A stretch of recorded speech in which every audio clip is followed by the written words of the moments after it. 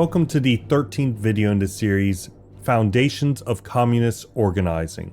Today we'll be going over the 1920 piece by the Italian Socialist Party, Theses presented by the Communist Absentitionist Fraction, which I have subtitled Disciplined Party Prepares Revolutionary Forces Outside State Bounds.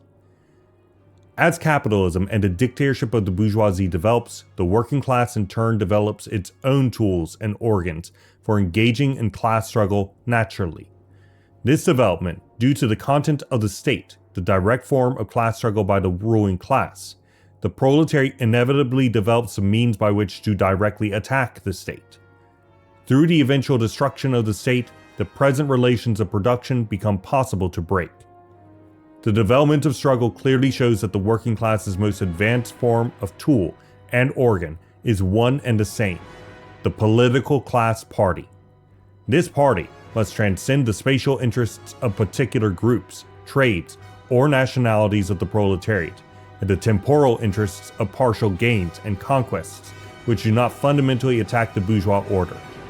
This is the inevitable formation because it is only when organized in such an internationalist, principled, and disciplined structure that can actually engage the system of capital, which is now global in character. The party's objectives are ultimately three. 1. The violent overthrow of bourgeois rule, shown to be necessary by history. 2. The conquest of political power by the proletariat. And 3. The organization of the proletariat into a ruling class. The methods by which these objectives are achieved are emergent of the class struggle. Through material experience, the Communist Party will define with greater clarity its doctrine and tactics. Therefore, such tactics will be nationally specific, by the way. Rather than basing itself in idealistic approaches, its methods will be adaptive in the same way any effective military is.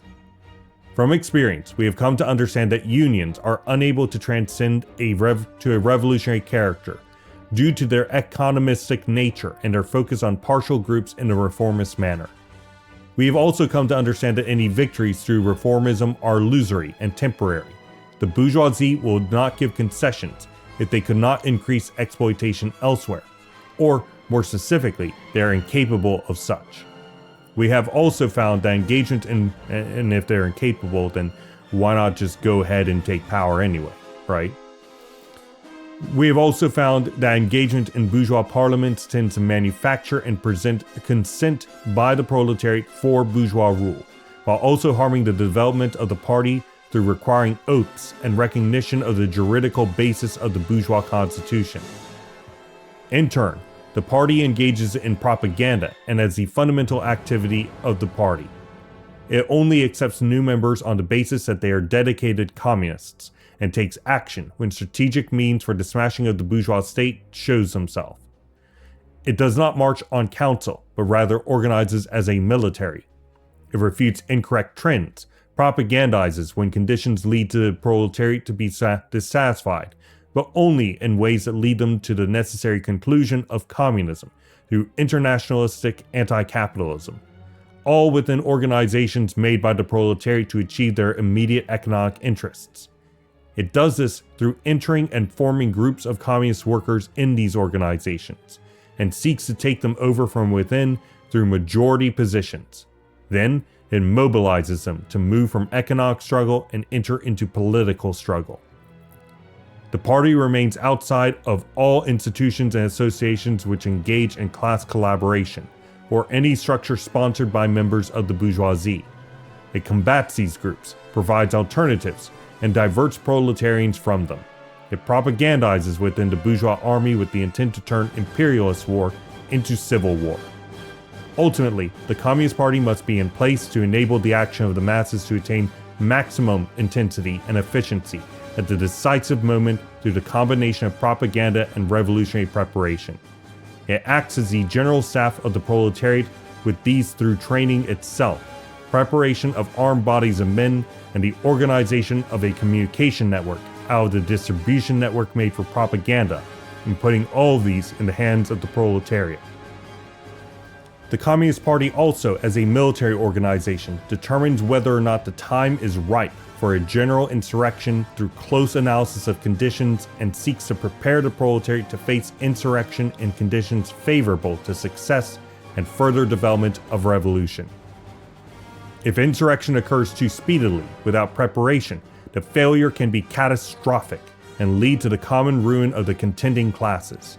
This is fought internally by fighting those who seek to hasten revolutionary action at any price, and opportunists who seek to block revolutionary movement by diverting the action of the proletariat to other objectives. Thus, the Communist Party always, under any condition, leads the action of the masses to greater preparation for the decisive struggle.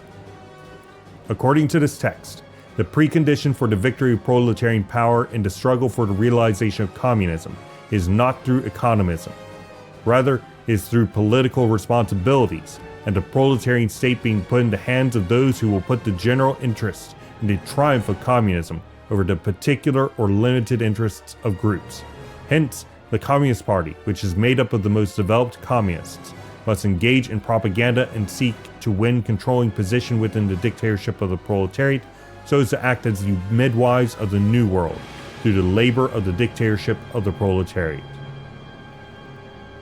And that is my summary of the Italian Socialist Party's theses presented by the Communist Absentitionist fraction.